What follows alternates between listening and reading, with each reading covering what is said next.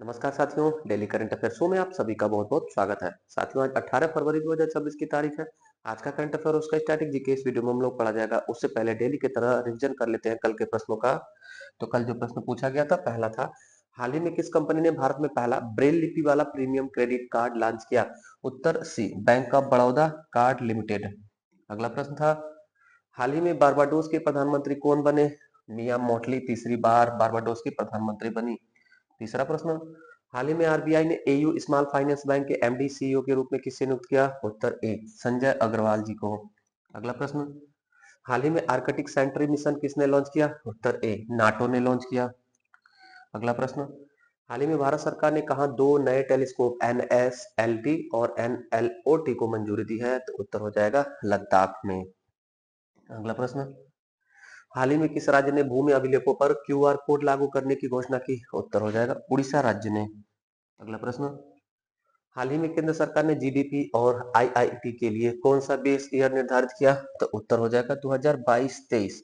और साथियों, 2023-24 किसके लिए बेस ईयर निर्धारित किया गया था? इसका उत्तर आप कमेंट करिए जल्दी से। अगला प्रश्न किस राज्य को पूर्वोत्तर की पहली इमरजेंसी लैंडिंग सुविधा प्राप्त हुई? उत्तर हो जाएगा असम राज्य को। अगला प्रश्न एशियन राइफल पिस्टल चैंपियनशिप 2026 में भारत ने कुल कितने मेडल जीतकर टॉप स्थान प्राप्त किया? उत्तर सी, 94 मेडल हमारे भारत ने जीता। ये था साथियों कल के करंट अफेयर का क्विक रिवीजन। अब पढ़ते हैं आज के करंट अफेयर को। आज का पहला प्रश्न हमारे सामने है, मोस्ट इंपॉर्टेंट प्रश्न है साथियों, एकदम एग्जाम में छपने वाला साथियों, कंफर्म है हमारे एग्जाम में एक वर्ष के किसी न किसी एग्जाम में इसको रहना है। हमारे भारत में पहली बार ग्लोबल एआई इम्पैक्ट सबमिट हो रहा है साथियों। भारत में हमारे एआई इम्पैक्ट सबमिट हो रहा है, इसको आप ग्लोबल एआई इम्पैक्ट सबमिट भी कह सकते हैं और कहा भी जाता है साथियों। जो अभी 2023 में शुरू हुआ था यूके में ब्लेचले में, यूके इंग्लैंड ब्लेचले पार्क में पहला हुआ था साथियों। यही वाला है, ये पहला हो गया और उसके बाद से दूसरा, तीसरा और चौथा हमारे भारत में हो रहा है 2026 में। भारत में हो रहा है, देखिएगा साथियों। सेकेंड वाला हुआ था दक्षिण कोरिया में और थर्ड में हुआ था साथियों फ्रांस के पेरिस में। अगर पूछा जाए कि पहली बार कब हुआ था ग्लोबल एआई इम्पैक्ट समिट, 2023 में। कहा? यूके में ब्लेचले पार्क में। दूसरा दक्षिण कोरिया कब? 2024 में। तीसरा 2025 में फ्रांस में। और इस बार हमारे भारत में हो रहा है, तो मोस्ट इंपॉर्टेंट हो जा रहा है हमारे लिए। कहाँ हो रहा है? तो बी, नई दिल्ली में भी। कहाँ पर? भारत मंडपम में। भारत मंडपम आप सभी को पता होगा, हमारे भारत का नवीनतम सबसे बड़ा कॉन्फ्रेंस हॉल है जो नेशनल और इंटरनेशनल कन्वेंशन समिट के लिए बनाया गया है। उत्तर हमारा हो जाएगा साथियों बी, नई दिल्ली। थोड़ा सा डिटेल देखते हैं।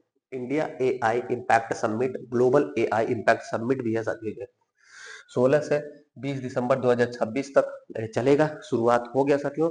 दुखद यह रहा कि यहाँ पर मिस मैनेजमेंट की वजह से न्यूज में था आज कि बहुत ज्यादा से ज्यादा लोग यहाँ पर पहुंच गए थे, बहुत सारे लोग पहुंच गए थे, जिसकी वजह से थोड़ा सा मिस मैनेजमेंट भी हुआ। तो हमारे देश के जो सूचना और प्रौद्योगिकी मंत्री हैं, उन्होंने इसके लिए माफी मांगा और कहा कि अब जो है इसमें सुधार कर दिया गया है। कहाँ हुआ? तो नई दिल्ली के भारत मंडपम में। इसका थीम क्या है? सर्वजन हिताय सर्वजन सुखाय। यहाँ पर दुनिया भर की कंपनियां आएंगी और अपना लेटेस्ट एआई जो मॉडल है, सॉल्यूशन है, उसको दुनिया के सामने रखेंगी। इसका उद्देश्य क्या है? इसका उद्देश्य है कि एआई को केवल कुछ कंपनी, कुछ देशों तक सीमित न रखा जाए, बल्कि पूरी दुनिया के लिए, पूरी मानवता के लिए इसको सुलभ बनाया जाए। वर्ल्ड में पहली बार एआई समिट कब हुआ था? ब्लेचले। और ब्लेचले कहाँ पे साथियों? यूके में, यूनाइटेड किंगडम। और दूसरा हुआ था सियोल में। सियोल का मतलब हुआ साथियों दक्षिण कोरिया। और तीसरा हुआ था पेरिस। पेरिस मतलब साथियों, पेरिस मतलब कि फ्रांस की राजधानी में। दूसरा प्रश्न पूछा गया है हाल ही में वाटर जेट प्रोडक्शन और टेस्टिंग फैसिलिटी के साथ भारत दुनिया का तीसरा देश बना है, यह कहाँ शुरू हुआ है? तो शुरू हुआ साथियों गोवा में। क्या है? गोवा में वाटर जेट प्रोडक्शन और टेस्टिंग फैसिलिटी शुरू हुआ है। और यह फैसिलिटी शुरू करने के बाद हमारा भारत दुनिया का तीसरा देश बन गया। देखिएगा साथियों उत्तर, उत्तर हमारा हो जाएगा डी। पहला देश है अमेरिका, दूसरा देश है दक्षिण कोरिया। गोवा में उद्घाटन किसने किया? तो उद्घाटन किया हमारे देश के इंडियन कोस्ट गार्ड के डीजी साहब परमेश शिवमणि जी। इंडियन कोस्ट गार्ड, भारतीय तटरक्षक बल के डीजी यानी कि डायरेक्टर जनरल, महानिदेशक परमेश शिवमणि साहब ने गोवा से इसका उद्घाटन किया। क्या है ये? वाटर जेट प्रोडक्शन और टेस्टिंग फैसिलिटी साथियों, जहाज पानी वाले जहाज और विमान वाहक पोत जो होते हैं उनको चलाने के लिए, उनको पुशअप करने की एक टेक्नोलॉजी होती है, वाटर जेट टेक्नोलॉजी। इसी वाटर जेट टेक्नोलॉजी का प्रोडक्शन किया जाएगा, टेस्टिंग किया जाएगा। इसी की फैसिलिटी के लिए एक सेंटर स्थापित हुआ है, उद्घाटन हुआ है गोवा में। किसने किया है? इंडियन कोस्ट गार्ड के डीजी परमेश मणि। दुनिया के 2 और देश कौन है? तो पहला अमेरिका है और दूसरा साउथ कोरिया है। तीसरा प्रश्न देखते हैं। Indian army international military adventure challenger cup IMACC 2026 के कौन से संस्करण की मेजबानी करेगा? देखिएगा साथियों, हमारी Indian army international military adventure challenge cup IMACC 2026 का पहला संस्करण का मेजबानी करेगा। पहली बार यह एक अभ्यास हो रहा है साथियों। इसमें हमारी इंडियन आर्मी, ये अलग शब्द है साथियों, हमारी इंडियन आर्मी ने international military adventure challenge cup IMACC, इसी का संक्षेप है IMACC 2026, इसी का मेजबानी हमारा भारत करेगा और पहला संस्करण है, ध्यान रखिएगा। कहां पर होगा? तो हमारे भारत में ही होगा। 18 से 23 फरवरी 2026 तक ये चलेगा। पूर्वी हिमालय में, पूर्वोत्तर क्षेत्र में जो हिमालय है उसको पूर्वी हिमालय कहते हैं, तो पूर्वी हिमालय में यह अभ्यास होगा और इसमें भारतीय सेना के द्वारा आयोजन कराया जाएगा, इंडियन आर्मी के द्वारा आयोजन कराया जाएगा, जो डिफेंस मिनिस्ट्री के अंतर्गत आती है। इसमें 8 टीमें, 8 देश भाग लेंगे जो हमारे मित्र देश है साथियों। इसका आदर्श वाक्य क्या है? तो आदर्श वाक्य है friendship through sport. Friendship through sport IMACC 2026 का आदर्श वाक्य है। अगर पूछा जाए साथियों कि 8 टीमें कौन है जो भाग लेने हमारे भारत आ रही है IMACC में, तो ध्यान रखिएगा। बी एक है, बी मतलब हमारा भारत साथियों, पहला बी हमारा भारत, और फिर बी है साथियों ब्राजील, अफ्रीका महाद्वीप का ब्राजील, और फिर बी है साथियों भूटान। 3 बी देश हैं। उसके बाद नेपाल है, नेपाल है साथियों।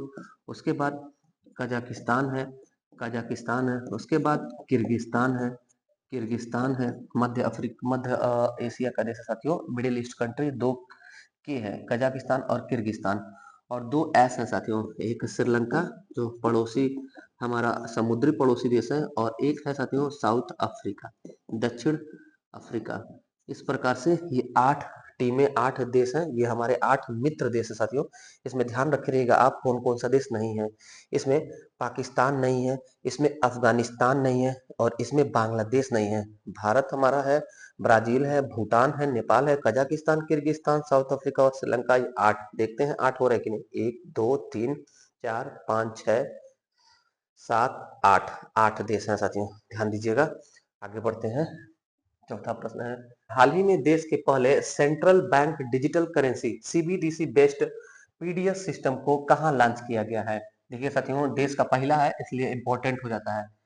Central bank digital currency based PDS system, based मतलब आधारित, एक ऐसा ऐसा CBDC आधारित PDS सिस्टम लागू होगा गुजरात में। गुजरात में साथियों, गुजरात में अहमदाबाद महात्मा मंदिर से इसको पायलट प्रोजेक्ट से शुरू किया गया है। क्या साथियों, ये जो है, ये पहले आप समझेंगे कि पीडीएस क्या होता है, फिर कहानी समझ में आएगी। पीडीएस साथियों, पीडीएस मतलब होता है public distribution system. Public distribution, public distribution system इसका फुल फॉर्म है, ध्यान रखे रहेगा। पब्लिक डिस्ट्रीब्यूशन सिस्टम, सार्वजनिक वितरण प्रणाली, सार्वजनिक वितरण, सार्वजनिक वितरण प्रणाली। ये साथियों सार्वजनिक वितरण प्रणाली, जो सरकारी कोटा होता है, राशन की दुकान होती है, राशन की दुकान पर से जो पात्र, गृहस्थी वाले पात्र लोग होते हैं, उनको राशन जो मिलता है वो इसी पद्धति से मिलता है, इसी सिस्टम से मिलता है। गवर्नमेंट पीडीएस व्यवस्था के तहत कोटेदारों के माध्यम से गांव या शहर में लोगों को, जो पात्र लोग हैं, उनको राशन देती है। अब क्या होगा इस पीडीएस सिस्टम में साथियों, इस पीडीएस सिस्टम में सीबीडीसी को जोड़ दिया गया, सेंट्रल बैंक डिजिटल करेंसी जोड़ दिया गया, और प्रायोगिक तौर पर पायलट प्रोजेक्ट पर गुजरात से इसको शुरू किया गया है। होगा क्या इसमें साथियों, अगर कोई भी पात्र व्यक्ति राशन लेने जा रहा है राशन की दुकानों पर, तो गवर्नमेंट क्या करेगी, उसके मोबाइल पर ऑनलाइन करेंसी भेजेगी। ये ऑनलाइन करेंसी इसी सेंट्रल बैंक डिजिटल करेंसी के द्वारा शुरू किया गया है, ई रूपीज नाम से। ई रूपीज व्यक्ति के खाते में आएगा और वो व्यक्ति क्या करेगा, राशन की दुकान पर पहुंच करके स्कैन करके और कोटेदार को, राशन की दुकान वाले को पेमेंट करेगा। पहले क्या था, अभी तक क्या था कि साथियों, कोटा पर जाते हैं, राशन की दुकान पर जाते हैं तो स्कैन करके, अंगूठा स्कैन करके आधार से जो लिंक है पीडीएस सिस्टम में, और राशन दे दिया जाता है। उसमें क्या होता था, माना जाता था कि उसमें भ्रष्टाचार है और बहुत लंबा भ्रष्टाचार है, तो उसी भ्रष्टाचार करप्शन को रोकने के लिए central bank digital currency based PDS system शुरू किया गया है। गुजरात में इसको महात्मा मंदिर से गृह मंत्री अमित शाह जी द्वारा शुरू किया गया है पहली बार, और ऐसा पायलट प्रोजेक्ट पर शुरू किया गया है। धीरे धीरे यह जो है पूरे देश में लागू हो जाएगा। पायलट प्रोजेक्ट मतलब होता है कि किसी भी योजना पर योजना को चुनिंदा कुछ जगहों पर शुरू करके उसका परिणाम देखा जाता है, अगर बेहतर हो गया तो उसे पूरे देश में लागू किया जाता है, तो उस व्यवस्था को कहते हैं पायलट प्रोजेक्ट। और पीडीएस उम्मीद है आपको समझ में आएगा, पब्लिक डिस्ट्रीब्यूशन सिस्टम। आगे बढ़ते हैं। पांचवा प्रश्न है, हाल ही में हैरात पोस्त त्योहार कहाँ मनाया गया? Where is the harvest festival celebrated? उत्तर हो जाएगा साथियों जम्मू कश्मीर। जम्मू कश्मीर में जब देश में महाशिवरात्रि मनाया जाता है साथियों, तो जम्मू कश्मीर में कश्मीरी पंडितों के द्वारा हैरात पोस्त त्योहार मनाया जाता है। हैरात पोस्त महाशिवरात्रि का ही त्योहार साथियों, महाशिवरात्रि का ही जम्मू कश्मीर वर्जन है। देखिएगा, हैरात का अर्थ है हर रात्रि, यानी शिवरात्रि। यह त्योहार साथियों, त्योहार होगा, औ की मात्रा नहीं होती है। जम्मू कश्मीर में कश्मीरी पंडितों का सबसे महत्वपूर्ण धार्मिक और सांस्कृतिक त्योहार है। महाशिवरात्रि के मौके पर इसे मनाया जाता है। वहां पर इसे हैरात पोस्त त्योहार कहा जाता है साथियों। महाशिवरात्रि क्या होता है साथियों, इसे देवी पार्वती के साथ भगवान शिव के विवाह के रूप में मनाया जाता है। अगला प्रश्न है, हाल ही में डेविड जे फार्बर का निधन हो गया, उन्हें किस लिए लोकप्रिय रूप से जाना जाता था? डेविड जे फार्बर, डेथ से निधन से प्रश्न साथियों। यह इंटरनेट के इंटरनेट के ग्रैंडफादर यानी कि पितामह थे। David J Farber, grandfather of internet कहा जाता था डेविड जे फार्बर को। अभी इनका हाल ही में डेथ हो गया, निधन हो गया। देखिएगा डिटेल साथियों, वैसे इंटरनेट का जनक, फादर ऑफ इंटरनेट या टीसीपी आईपी का फादर कहा जाता है विंट सर्फ और बॉब कॉन को। लेकिन इन लोगों ने ये ट्रांसमिशन कंट्रोल प्रोटोकॉल या इंटरनेट प्रोटोकॉल आधारित इंटरनेट की शुरुआत की थी, जो आज चल रहा है साथियों। लेकिन इसी इंटरनेट का जो शुरुआती वर्जन था, उनसे भी पहले कई कंप्यूटरों को एक साथ पहली बार जोड़ने का प्रयास किया था इन्होंने। इनका नाम है डेविड जे फार्बर, इसीलिए इनको साथियों, इनको पितामह कहा जाता है। पितामह मतलब दादा या बाबा जो हम लोग बोलते हैं साथियों। Grandfather of internet David J Farber, इनका भी हाल ही में डेथ हो गया है। बाकी यहाँ पर ध्यान रखिएगा, W W W world web wide के जो संस्थापक या आविष्कारक टिम बर्नर्स ली, और ईमेल के आविष्कारक रे टॉमलिंसन साहब। अगला प्रश्न, सातवां प्रश्न देखिएगा, हाल ही में 2026 फीडे फ्री स्टाइल विश्व चैंपियनशिप किस खिलाड़ी ने जीता है? इंपॉर्टेंट साथियों, फीडे फ्री स्टाइल विश्व चैंपियनशिप अभी हाल ही में मैग्नस कार्लसन ने जीत लिया है। नार्वे के चेस खिलाड़ी है, विश्व प्रसिद्ध खिलाड़ी है साथियों। इन्होंने जर्मनी के विसेन हॉस में फीडे फ्री स्टाइल विश्व चैंपियनशिप जीत लिया है। और इस प्रकार यह खिताब जीतने के बाद इनका 21वां यह विश्व खिताब है। किसको इन्होंने हराया? तो मैग्नस कार्सन जो नार्वे देश के साथियों, फैबियन कारुआना को हराया इन्होंने। मैग्नस कार्सन किस देश के हैं? कई बार एग्जाम में पूछा गया है, नार्वे देश के हैं, ध्यान रखिएगा। कुछ बातें और चेस से साथियों, शतरंज से। शतरंज का शतरंज का शुरुआत हमारे भारत में माना जाता है। शतरंज का जनक हमारा भारत माना जाता है। प्राचीन काल में इसे चतुरंग कहा जाता था। ध्यान रखिएगा, शतरंज को प्राचीन काल में चतुरंग कहा जाता था। हमारे हमारे प्राचीन भारत में यह मौजूद था। के अगर पूछा जाए ग्रैंड मास्टर के बारे में, कुछ प्रश्न पूछा जाता है यहाँ से स्टैटिक जीके का, तो ध्यान रखेंगे। हमारे देश के प्रथम ग्रैंड मास्टर विश्वनाथन आनंद साहब, विश्वनाथन आनंद हमारे देश के प्रथम ग्रैंड मास्टर। और इन्हें 1991 में खेल जगत का सबसे बड़ा, हमारे भारत का खेल जगत का सबसे बड़ा पुरस्कार राजीव गांधी खेल रत्न पुरस्कार भी प्रदान किया गया। राजीव गांधी खेल रत्न पुरस्कार का नाम बदल करके साथियों मेजर ध्यानचंद खेल रत्न पुरस्कार कर दिया गया। ये पुरस्कार पाने वाले पहले व्यक्ति थे विश्वनाथन आनंद, और हमारे भारत के पहले ग्रैंड मास्टर भी थे विश्वनाथन आनंद। अगर पूछा जाए तो पहली महिला ग्रैंड मास्टर कौन? पहली महिला ग्रैंड मास्टर कौन? तो कोनेरू हम्पी ये हमारे भारत की पहली महिला ग्रैंड मास्टर है साथियों। आगे बढ़ते हैं। अगला प्रश्न, आठवां प्रश्न है, भारत का पहला राष्ट्रीय गौ संस्कृति संग्रहालय कहाँ स्थापित होगा? इंपॉर्टेंट ये भी प्रश्न साथियों, पहला है इस नाते परीक्षा में छप सकता है। पहला, राष्ट्रीय गौ संस्कृति संग्रहालय का स्थापना होगा उत्तर प्रदेश में। उत्तर प्रदेश में भी कहाँ पर? मथुरा में। और मथुरा में भी कहाँ पर? पंडित दीन दयाल उपाध्याय चिकित्सा विश्वविद्यालय। पंडित दीन दयाल उपाध्याय चिकित्सा विश्वविद्यालय मथुरा उत्तर प्रदेश में भारत का पहला राष्ट्रीय गौ संस्कृति संग्रहालय का शुरुआत होगा। किस लिए होगा? तो साथियों, गाय के ऐतिहासिक महत्व, धार्मिक महत्व, वैज्ञानिक महत्व, सामाजिक महत्व के बारे में अनुसंधान करने और उसको आगे बढ़ाने के लिए इसकी शुरुआत की गई है। तो राष्ट्रीय गौ संस्कृति संग्रहालय, राष्ट्रीय गौ संस्कृति संग्रहालय मथुरा, पंडित दीनदयाल उपाध्याय चिकित्सा विश्वविद्यालय उत्तर प्रदेश में। तो यूपी पीसीएस, यूपी के एग्जाम के लिए मोस्ट इंपॉर्टेंट हो जाता है ये क्वेश्चन। अगर पूछा जाए गौ कैबिनेट भारत में पहला पहला गौ कैबिनेट किसने स्थापित किया था? तो मध्य प्रदेश ने गौ कैबिनेट। पहला पहला गौ अभ्यारण्य किसने शुरू किया था? तो मध्य प्रदेश ने ही भारत का पहला गौ अभ्यारण्य शुरू किया। कहां पर? तो आगरा मालवा जिले में। आगरा जिला साथियों यूपी में भी है, लेकिन आगरा मालवा जिला है ये। आगरा मालवा जिला, आप कंफ्यूज न होइएगा, आगरा मालवा जिला मध्य प्रदेश है और यहीं पर भारत का पहला गौ अभ्यारण्य स्थापित हुआ था। आगरा मालवा जिला साथियों, इसके बारे में थोड़ा बात याद रखिएगा, 51वां जिला है, 51वां जिला है मध्य प्रदेश का, और ये 2013 में स्थापित हुआ था।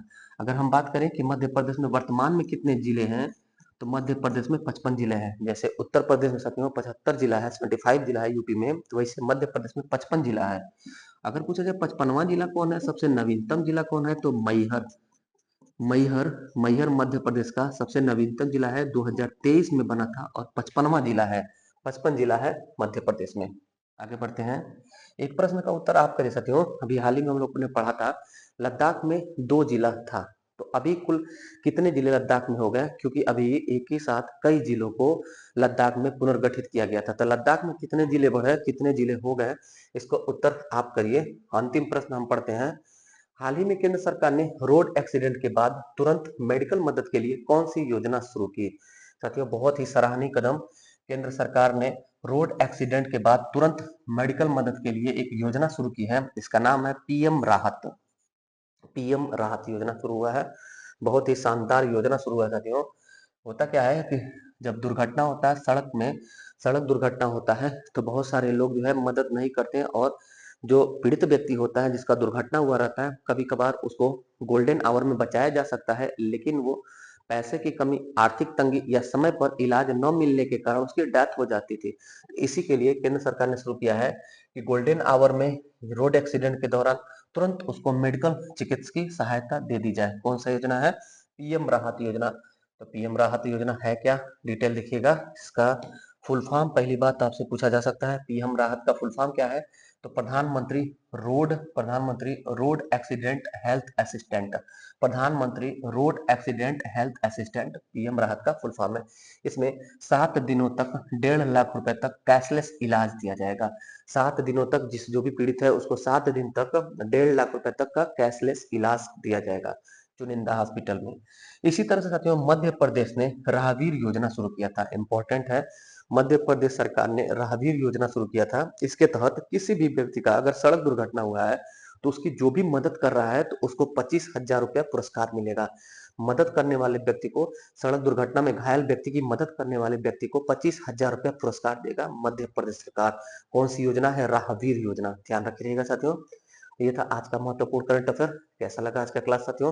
फीडबैक जरूर दीजिएगा। कोई भी प्रश्न, कोई भी डाउट होगा तो कमेंट करिएगा। बाकी मिलते हैं फिर अगली क्लास में, तब तक के लिए धन्यवाद। जय हिंद।